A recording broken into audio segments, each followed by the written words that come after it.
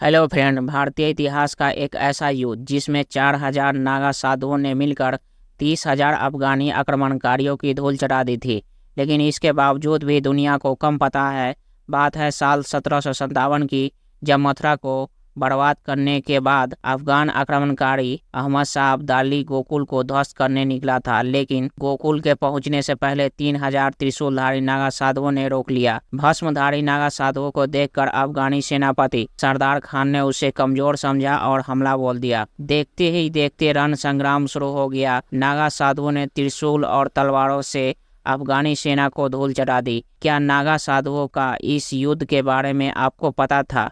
अगर नहीं पता था तो हमें कमेंट सेक्शन में ज़रूर लिखिएगा। आइए वीडियो को शुरू करते हैं। यह वह समय था जब अफगानिस्तान के बादशाह अहमद शाह अब्दाली ने भारत पर लगातार चौथी बार आक्रमण किया। उस समय मुगल बहुत कमजोर थे और इस्लामी आक्रमणकारियों को चुनौती देने के लिए भारत के उत्तरी भाग में कोई अन्य हिंदू शक्ति नहीं था। इसलिए अफगानों ने इसका फायदा उठाया स्थिति और मुगल राजा आलमगीर के साथ एक अपमानजनक संधि की, जिसमें उन्हें मुगलों से दिल्ली को लूटने की अनुमति मिल गई। जनवरी 1757 में उन्होंने दिल्ली को लूट लिया, मंदिरों को नष्ट कर दिया। लेकिन फिर भी वह लूट से में मिले इनाम से संतुष्ट नहीं थे। उसने अपने 2 अफगान कमांडो को नजीब खान और जहान खान को निर्देश दिया कि वे 20,000 अफगान सैनिकों को अपने साथ ले और बलगढ़, मथुरा, आगरा, वृंदावन में जाकर लूट मार करे। जैसे ही अफगानी सेना मथुरा पहुंची, उन्होंने मंदिरों को नष्ट करना शुरू कर दिया, महिलाओं के साथ बलात्कार किया और हिंदू पुरुषों के सिर काटकर टुकड़े टुकड़े कर दिए।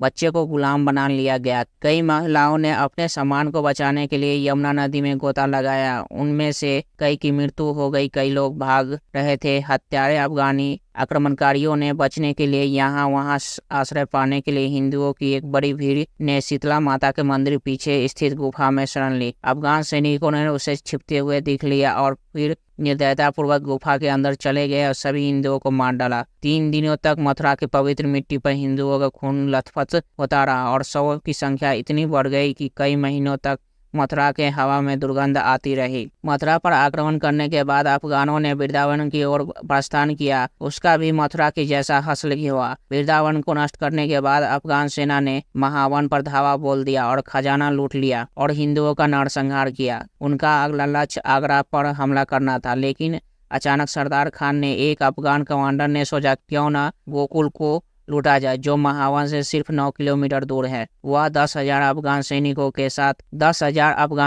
साथ गोकुल की ओर गए, जहां उन्होंने देखा कि 4,000 नागा साधु उनके साथ युद्ध के लिए खड़े हैं।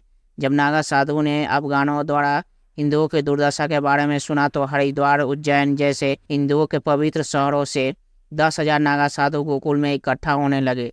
लेकिन उनके पहुंचने में थोड़ी देर हो गई, क्योंकि हरिद्वार, उज्जैन गोकुल से तुलनात्मक दूरी पर थे। अफगान सेना और नागा साधुओं के बीच युद्ध शुरू हो गया। पहले तो अफगान ने अनुमान लगाया कि नागा लंबे समय तक मुकाबला नहीं कर पाएंगे, लेकिन जल्द ही वो गलत साबित हुए। अफगान सैनिक नागा साधुओं के सैन्य कौशल से परास्त हो गए। जिनके पास तलवारें, माचिस और तोपें थी, राख से सने चेहरे के साथ अफगान सैनिक इतने भयभीत थे, वे नागाओं का बिल्कुल प्रतिरोध नहीं कर पा रहे थे। भारी क्षति के साथ अफगान सेना को नुकसान होने लगा, जिसके कारण युद्ध के मैदान में उनकी ताकत अब काफी कम होने लगी। इससे अब्दाली इतना क्रोधित हो गया कि उसने युद्ध और सेनाएं उतार दी, लेकिन कोई फायदा नहीं हुआ। अफगान सैनिकों को लाशें ढेर हो रही थी। अफगान मनोबल खो रहा था। इसके बीच नागाओं के अन्य दल भी युद्ध के मैदान में प्रवेश कर लिए, जिससे नागाओं का हमला तेज हो गया। सरदार खान के आदेश के बाद युद्ध और सैनिकों खोने का डर से अफगान पीछे हटने लगा। इस युद्ध में 5,000 से अधिक अफगान सैनिक मारे गए और अनगिनत सैनिकों घायल हुए,